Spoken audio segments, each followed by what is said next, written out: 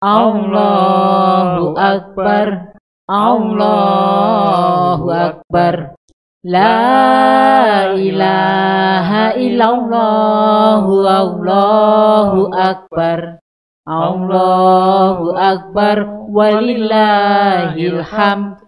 Assalamualaikum warahmatullahi wabarakatuh.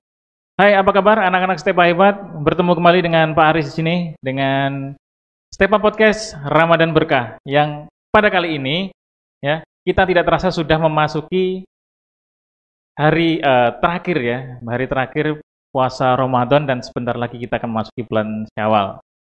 Semoga puasa kita bisa sampai ke hari ini ya, artinya 30 hari tanpa ada yang bolong ya, semoga. Dan pada kesempatan yang spesial kali ini kita akan berbincang-bincang dengan narasumber kita seperti biasa. Beliau sering muncul dalam podcast kita dan siapa lagi kalau bukan Ibu Nurul Afifah. Assalamualaikum Bu Nurul, apa kabar? Waalaikumsalam Pak Aris. Bagaimana puasanya di hari terakhir ini? Alhamdulillah Pak Aris, saya penuh Pak Aris. Alhamdulillah sekali tidak ada bolongnya. Alhamdulillah. Ya, alhamdulillah. Jadi puasa itu kalau full nanti pas hari kemenangan tuh rasanya beda ya Bu Nurul ya? Rasanya beda sekali setelah kita dibakar selama 1 bulan penuh. Iya, yang benar-benar bulan kemenangan ya. Bulan Jadi kemenangan. puasa 30 hari atau 1 bulan kemudian menikmati Idul Fitri itu rasanya luar biasa. Oke ya, anak-anak, kita sekarang masuk ke materi dan materi kita kali ini adalah ya apalagi kalau bukan Idul Fitri ya. Kita akan berbincang-bincang dengan Bu Nurul dan kita tanya-tanya apa yang mungkin masih menjadi ganjalan selama ini di hati kita semua. Kita akan cari tahu dengan ahlinya. Siap Bu Nurul nggih? Insya Allah Oke. Pak Aris ya. Ya, baiklah. Jadi ada beberapa pertanyaan nih Bu Nurul. Jadi ada beberapa pertanyaan yang selama ini saya pribadi pun juga masih bertanya. Oh bener nggak bener? Mumpung kita saat ini bertemu dengan ahlinya, kita akan tanya yang lebih jauh lagi. Oke. Oke, untuk pertanyaan pertama Bu Nurul ya. Sebenarnya makna Idul Fitri itu apa sih Bu Nurul? Oh Idul Fitri. Iya. Idul Fitri itu kembali ke suci gitu loh Pak Aris. Idul itu kembali, Fitri suci. Jadi kita kembali ke suci yang mana saya katakan tadi kita dibakar selama 1 bulan penuh. Lapar, haus, dahaga dan semua menahan hawa nafsu. Nah kita kembali suci. Tinggal besok Pak Aris kita betul-betul suci seperti bayi yang baru lahir. Jadi Idul Fitri tadi ditanyakan yaitu kembali suci. Iya. Jadi Idul Fitri atau Idul Fitri itu artinya kembali suci. Bulannya bulan apa Bu Nurul? Bulan Syawal. Syawal. Jadi istilahnya untuk arti dari Lebaran, kalau Lebaran secara Indonesia, istilah Indonesia, bulannya bulan Syawal, momennya adalah Idul Fitri. Jadi yang mungkin belum tahu atau mungkin belum jelas, nah, artinya dari Idul Fitri itu tadi ya kembali ke suci atau ke fitrah Pak Aris. Fitrah. Ya. Fitrah. Ya, jadi itu artinya. Kemudian pertanyaan selanjutnya Bu Nurul ya. Nah, ini yang mungkin sering sekali kita dengar atau kita lihat, kita baca di bukan pengumuman ya, biasanya di TV-TV atau mungkin di kegiatan-kegiatan, di banner, di jalan-jalan sering sekali kita baca. Jadi gini Bu Nurul, makna dari minal aizin wal faizin. Itu kan mesti di belakangnya kan ada tulisannya Bu Nurul ya. Iya. Mohon maaf lahir dan batin. Betul. Nah, mungkin beberapa orang selama ini mengira minal aizin wal faizin artinya adalah mohon maaf lahir dan batin. Jadi mumpung kita ketemu ahlinya nih Bu Nurul, sebenarnya makna aslinya dari minal aizin wal faizin itu apa sih Bu Nurul? Minal aidin wal faizin itu minal aidin kita kembali ke suci ya toh. Terus kemudian wal faizin kita beruntung. Jadi kita itu mendapatkan keberuntungan, kita kembali suci, kemudian kita mendapat keberuntungan. Itu minal aidin wal faizin. Tapi orang-orang konon katanya mesti minal aidin wal faizin, mohon maaf lahir dan batin. Jadi minal aidin wal faizin diartikan mohon maaf lahir dan batin. Ya itu loh yang nggak pas ya, tapi ya nah itulah masyarakat. Maka kita pencerahan saat ini Pak Aris. Jadi untuk ya kalian juga anak-anak Stepa hebat ya. Jadi kalau mendengar istilah minal aidin wal faidin, mohon maaf lahir dan batin, nah itu tadi. Ambil in begitu. Minal Jadi aidin biar wal faidin, sama akhirannya Bu ya. Biar in ya. Jadi artinya dari minal aidin wal faidin itu bukan mohon maaf lahir dan batin, semoga kita apa tadi Bu? Kita kembali ke suci dan kita itu mendapat keberuntungan. Termasuk orang-orang yang beruntung gitu kan. Beruntung. Ya. Jadi artinya itu, jadi kalian lagi yang nanti mungkin ingin menggunakan kalimat itu jadi tahu artinya dan mungkin bisa digabungkan dengan kalimat-kalimat yang lain. Kalau taqabbalallahu minna wa minkum Bu ya yang ini ya sering digunakan juga ya. Taqabbalallahu minna wa minkum. Nah, semoga Allah itu kamu dan saya memaafkan kesalahanmu dan saya.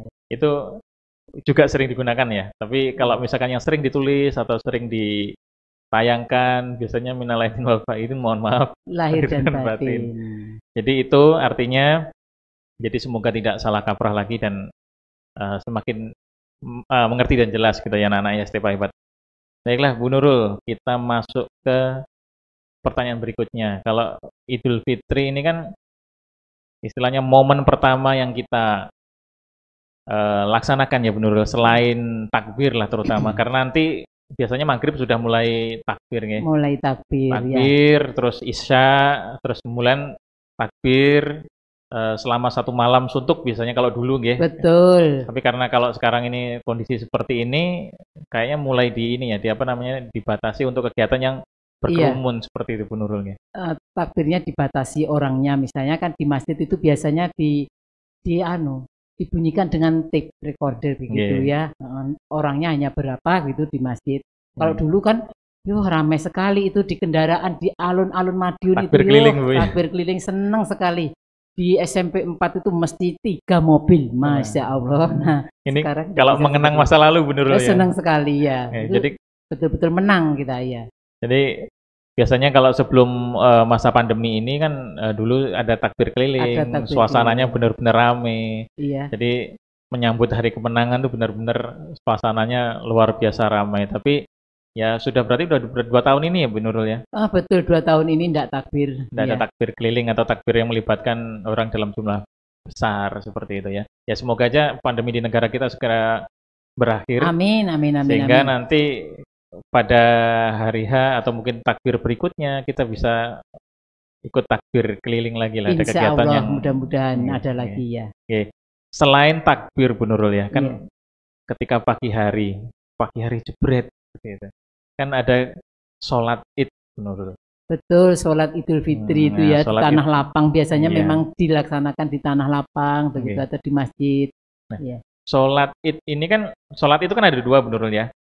Ada sholat Idul Fitri dan Idul Adha. Iya. Tapi sebenarnya benar kan kita bahas dulu yang sholat Idul Fitri ya, karena kita nggak membahas sholat Idul Adha-nya. Oh iya. Tetapi mungkin ada yang membedakan antara 2 sholat Id ini Bu Nurul.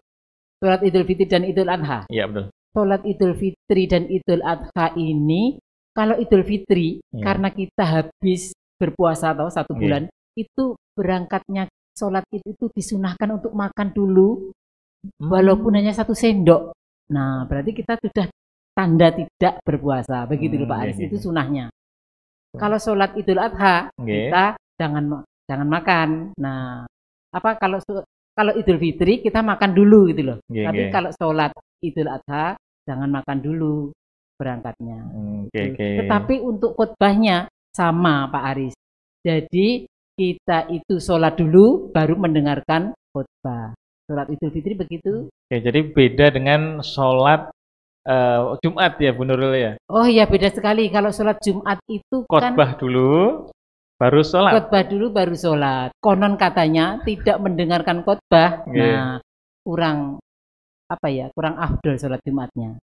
Karena saya terutama pernah pengalaman pribadi ya Bu Nurul ya. Oh iya. Jadi pernah waktu itu masih sekolah dia, ingat saya masih sekolah, kalau nggak SMP SMA waktu itu lupa. Bangun kesiangan, keluarga sudah pada berangkat sholat Id.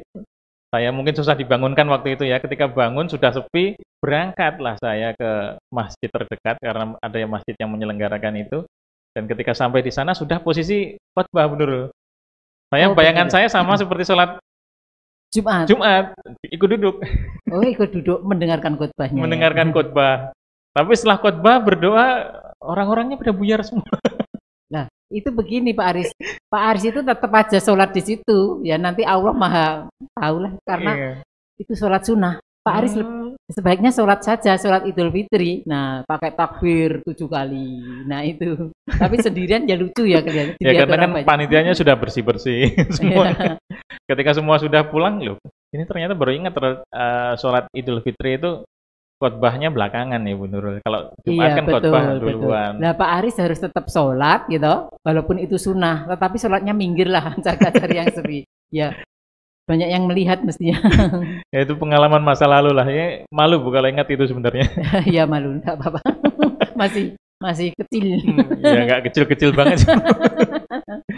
Oke, Bu Nurul. Jadi sholat Idul Fitri tadi ya, Idul Fitri sholat sunnah di pagi hari. Kalau untuk Idul Fitri kita disunahkan untuk makan dulu, gitu Bu Nurul. Oh iya, disunahkan tuh. Tapi kalau sholat Idul Adha jangan makan. Jangan makan. Terus diusahakan lewat jalan yang lain.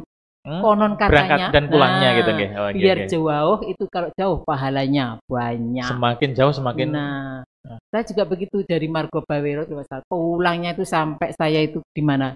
Kenjiwan dulu ke Ando kemana jauh ya katanya tuh pahalanya banyak ya jelas Jiwan sana Bandung Sleko Margo Bawero lagi ya wow dari saya mesti sholat id di alun-alun sebelum COVID ya sholatnya untuk berangkatnya dan pulangnya usahakan jalan yang lain jalan yang berbeda iya pahalanya banyak jadi kalau misalkan naik kendaraan ya memungkinkan buat kalau jalan kaki ya kayaknya. Oh iya betul ya. Iya. Tapi mungkin semakin jauh kan kita capek dihitung pahala juga mungkin Bi. Iya, itu kan begini ya kalau kita naik mobil terus saja. Yang dinilai kan bensinnya. Lah bensinnya ini nah bensinnya ini berarti kita bersedekah untuk beli bensinnya. Itu. Oh, baik. Oke, Bu Nurul masuk ke pertanyaan selanjutnya Bu Nurul. Oh iya. Jadi kalau Idul Fitri ini kan di Indonesia ya, tapi kayaknya juga di luar negeri juga sih menurut budaya Idul Fitri dan silaturahmi itu hubungannya apa sih, Bu Nurul? Bagaimana Pak Aris? Idul Fitri dan silaturahmi. Oh begitu, Idul Fitri dengan silaturahmi. Iya. Ini kalau saya ini melihat ayat, nah ini yang berbunyi seperti ini. Alladzina yunfikuna fis sarai wal dharai wal kadhimina ghaidha wa afina aninnas. Nah di sini wa afina aninnas. Disinilah kita memaafkan sesama manusia. Nah di situ ayat itu memaafkan kesalahan sesama manusia. Bagaimana kita dengan memaafkan kalau kita tidak bersilaturahmi? Nah itu lebih utama silaturahmi. Tapi sekarang zaman canggih dan zaman COVID, kita bisa lewat HP, bisa lewat apa itu? Zoom bisa ya lewat beberapa telepon dan sebagainya menyampaikan kata-kata maaf ba'afina aninas wallahu yuhibbul muksinin dan Allah menyukai orang-orang yang berbuat baik. Itu ada di surat Al-Imran ya. Jadi yakin ya wa'afina aninas kita memaafkan kesalahan manusia padahal diri kita juga punya kesalahan banyak. Nah, itu begitu dan silaturahminya otomatis siapa yang bersilaturahmi konon katanya. Nah, bolak-balik kok konon katanya. Ini dipanjangkan umurnya. Nah, umurnya panjang. Silaturahmi itu seperti itu dan menjadikan kita sehat. Tentu saja silaturahmi seperti ini kita kan tentu saja senang ya Pak Aris ya. Ya itu betul. Menjadi lancar peredaran darah kita karena senang itu seperti itu Pak Aris. Silaturahmi itu berarti juga memanjangkan rezeki, Bu. Oh, memanjangkan rezeki karena Pak Aris ngasih sirup. Nah, di sana ganti tempat dikasih rujak petis. Waduh, ada lagi yang ngasih bakso. Pulang kenyang, Bu. Pulang kenyang. Jadi saya juga senang. Setua seperti ini, namanya Idul Fitri itu masih senang saja ya. Senang. Iya. Senang. Apalagi kalau dulu zaman masih kecil kalau ke silaturahmi ke tempat saudara, apalagi yang lebih tua dan kita biasanya kalau masih sekolah itu dapat sanggup. Betul. Ini orang-orang yang tua seperti ini sudah siap uang 20 ribuan, 17 sekian. Itu Anak-anak yang kecil-kecil senang gitu. Iya. Nah, kita yang agak ngempet. Saya sudah mulai ini Bu, sudah mulai menyiapkan biasanya mulai didaftar nanti si A, si B, si C Tapi yakin gitu. Pak Aris, Allah kan mengganti. Nah, Insya Allah itulah, Bu ya. Insya Allah. Nah, itu. Jadi ya itu tadi untuk silaturahmi dan hubungannya dengan sholat Id. Nah, Iya. anak-anak ya step hebat. Jadi kalau kondisi seperti ini, kondisi pandemi, tidak menutup kemungkinan kalian tetap melakukan silaturahmi dengan saudara ataupun dengan keluarga atau dengan teman-teman kalian. Sekarang zaman canggih ya Bu Nurul ya. Betul. Zaman canggih sehingga kita bisa menggunakan media-media atau teknologi yang ada. Bisa lewat Zoom, bisa melewat apa namanya WA Iya, lewat WA. dan lain sebagainya. Itu sudah bisa menolong lah, membantu kita dalam kondisi seperti ini. Mengurangi biaya juga. Iya, betul sekali. Mengurangi biaya. Baik, pertanyaan selanjutnya.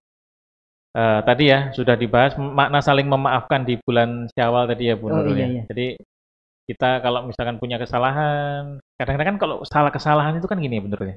Ada kesalahan yang kita sendiri kadang-kadang tidak merasa. Betul, tidak merasa. Tapi kan kadang-kadang orang yang mungkin merasa mungkin tersinggung ataupun apa dengan perkataan kita, tetapi kita nggak ngerasa seperti itu. Itu kira-kira bagaimana Bu Nurul ya? Maksudnya Pak Aris?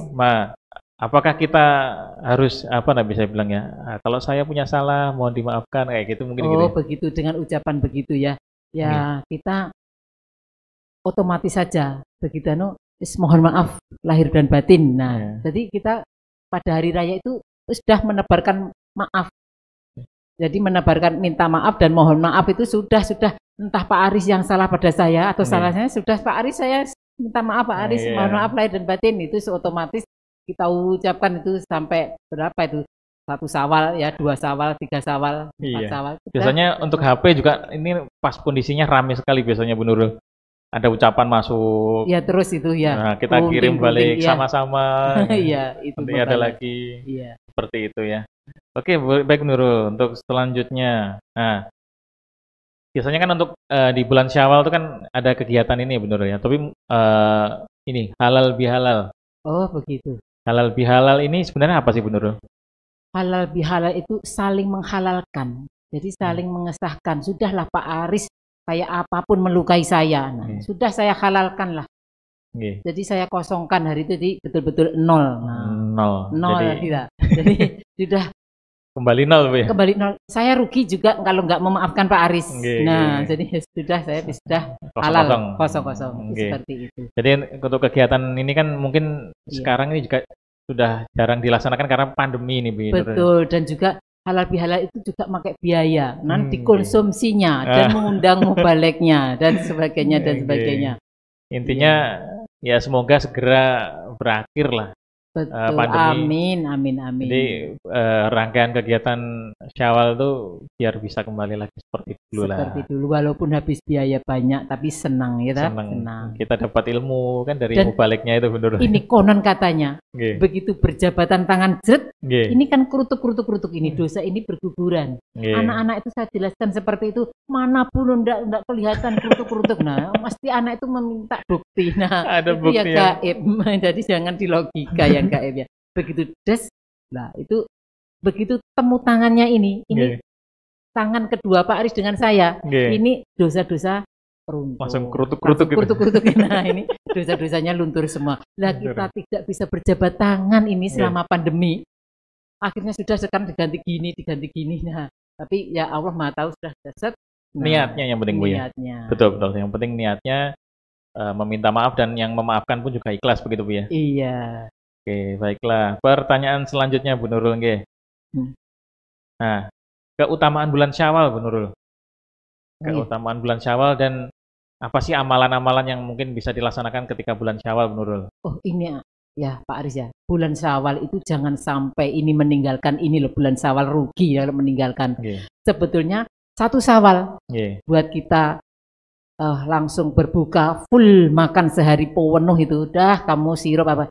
Tapi 2 Syawalnya segera berpuasa. Ya Allah, walaupun itu sunnah Pak Aris. Puasa Syawal itu Bu. Puasa Syawal 2 Syawal, 3 Syawal, 4 Syawal, 5 Syawal, 6 Syawal, 7 Syawal. Jadi 6 hari toh berturut-turut ini sama dengan puasa 1 tahun. Wah, Tapi ada pendapat lain, tidak Oke. begitu Bu. Oke. 1 bulan diecer-ecer di sini, terus berhenti lagi di sana. Ya silahkan monggo ya, monggo Pokoknya masih seperti itu. masuk dalam bulan Syawal Dalam begitu. tahun, afdolnya di sinilah. Berurutan 1 tahun loh Pak Aris, masa diecer-ecer Pak Aris? 1 tahun lebih berbobot ya. Ambil yang ini loh, 2, 3, 4, 5, 6. Nah ini 6 hari sama dengan 1 tahun. Jadi salah satunya kan, tapi kalau untuk yang 1 Syawal itu kan kita nggak boleh berpuasanya ya. Larangan itu Iya, haram bahkan. Hari itu, tasyrik ya. gitu Bu ya. Itu bukan hari tasyrik Bukan. ya, tasyrik itu untuk sholat duha itu. Oh, oke. Ya, penyembelihan kurban Oke. tanggal 10 Hijrah itu kita tidak boleh berpuasa. Oke. 11, 12, 13 oke. itu tasyrik, itu di Oh. Idul Adha. Idul Adha ya. Kalau Jadi di Idul Fitri enggak tasyrik Pak namanya. jadi tanggal Syawal 1 saja, Syawal itu itu tidak boleh. haram berpuasa. Nah, kalau 2 Syawalnya dan selanjutnya sampai itu 6 sangat hari. dianjurkan. Oke, betul. Jadi itu salah satu keutamaan dari bulan Syawal ya, anak-anakku setiap hebat. Jadi tanggal 1 kita dilarang untuk berpuasa, jadi kita bisa menikmati perjuangan kita selama 1 bulan ya Bu Nurul ya. Iya. Ketika bulan Ramadan kita bisa menikmati hasil perjuangan ketika bulan Ramadan, dan ya itu tadi bulan tanggal kedua, 3, 4, 5, 6, 7 ya berarti. 7 Kalau ya. 2, 3, 4, 5. Loh, gini loh Pak Aris. 2, 3, 4, 5, 6, 7. Nah, Sampai tanggal 7 sampai tanggal Syawal. 7 Syawal, betul. Oke, itu puasa sunnah tetapi untuk pahalanya Luar biasa. Jadi bisa mungkin kalian coba, kalian mulai belajar 1-2 hari dulu, atau mungkin tadi ya Bu ya, diecer seperti itu. Betul Pak Aris, ini anak-anak dianjurkanlah mulai tahun ini berlatih anak-anak. Iya. Kalau enggak berlatih enggak mungkin, enggak Oke. bisa ya. Itu harus berlatih. Nah, jadi itu tadi keutamaan dari bulan Syawal. Selanjutnya, oke. Gini Bu Nurul, kita kan di Indonesia itu kan ada kadang-kadang ada 2 versi ya Bu Nurul. 2 Oh, versi iya. 1 Syawal. Iya. Nah, kita sebagai ya orang awam menurut saya terutama ya, atau mungkin teman-teman dari murid-murid kita dari anak-anak Stepa Hebat juga pengen tahu kalau seperti itu cara menanggapinya bagaimana dan kita mesti ikut yang mana Bu Nurul. Oh, betul. Itu kan ya begini ya, sama-sama bangsa Indonesia. Iya. Kalau ndak hari rayanya satu, nggak enak. Iya. Sini sudah hari raya loh, kok situ puasa ya Allah. Bayangkan Pak Aris, sebelah sini sudah berbuka, sudah enak-enak. Di sini masih berpuasa. Kalau nggak bersama kan seperti itu. Iya. Nah itu sebetulnya kan ada ru'yatul hilal, itu melihat bulan. Iya. Kalau bulannya sudah, nah karena begini ini, terus kemudian kalau saya termasuk juga orang awam tidak bisa melihat bulan ya, saya menunggu pengumuman dari pemerintah. Nah dari pemerintah seperti itu kita ikut pemerintah lebih enak. Tetapi ada yang dia yakin ini sudah monggo, sudah 1 Syawal, monggo. Tapi kalau saya ya tertinggi di negeri itu biasanya saya mengikuti yang seperti itu. Kadang-kadang juga ya ada yang berdalil katanya kalau sudah mendengar ini benar takbir, katanya udah nggak boleh puasa, itu bagaimana? Kalau sudah mendengar takbir yang berpuasa itu bahaya loh Pak Aris, bahaya sekali. Nah jam 12 itu anak-anak Allahu Akbar, Allahu Akbar, Allahu Akbar jam 12 siang. Padahal belum tentu dia bulannya yang dilihat. Ru'yatul hilal kan bahaya. Jangan itu. Jadi tetap kita sebagai harus hati-hati ya. Ini ya sebagai warga negara yang baik kita harus ikut pemerintah. Iya. Oke. Jadi Bu Nurul, sebelum kita mengakhiri perjumpaan kita kali ini, kita pesan-pesan dari Bu Nurul juga doa untuk supaya kita dipertemukan lagi dengan Ramadan berikutnya Bu Nurul. Amin. Mudah-mudahan kita semua keluarga besar Stepa Hebat bisa ketemu Ramadan yang akan datang dan seterusnya. Kalau untuk anak-anak ini masih ketemu Ramadan 75 kali Ramadan lah Bapak Aris. Soalnya dia usianya 15. Tambah 25, tambah 75 Ramadan. Kalau Bu Nurul insya Allah 30 Ramadan lagi misalnya. Ini kan 50 tambah 30, 80 Ramadan. Jadi ini mudah-mudahan bisa ketemu dengan 30. Itu doanya seperti ini Pak Aris. Anak-anak ya dihafalkan ya. Bismillahirrahmanirrahim. Allahumma barik lana fi Rajaban wa Sa'banan wa balikna Ramadan. Ya Allah, saya diberi keberkahan di bulan Rajab ini dan diketemukan di bulan Ramadan yang akan datang. Itu terus kita ucapkan terus, mudah-mudahan kita ketemu bulan Ramadan yang akan datang. Amin, amin. Amin, amin ya rabbal alamin. Baiklah, terima kasih Bu Nurul, terima kasih atas kehadirannya. Semoga materi-materi yang disampaikan Bu Nurul tadi bisa bermanfaat bagi anak-anak Stepa Hebat. Oke, baiklah. Baiklah anak-anak Stepa Hebat, demikianlah tadi perjumpaan kita bincang-bincang singkat dengan Ibu Nurul Afifah, salah satu guru pengajar pendidikan agama Islam di SMP Negeri 4 Madiun. Dan jangan lupa kita besok sudah mulai masuk ke bulan Syawal. Kita sudah masuk ke Idul Fitri. Minal aidin wal faidin. Taqabbalallahu minna wa minkum wa siyamana wa siyamakum. Wassalamualaikum warahmatullahi wabarakatuh.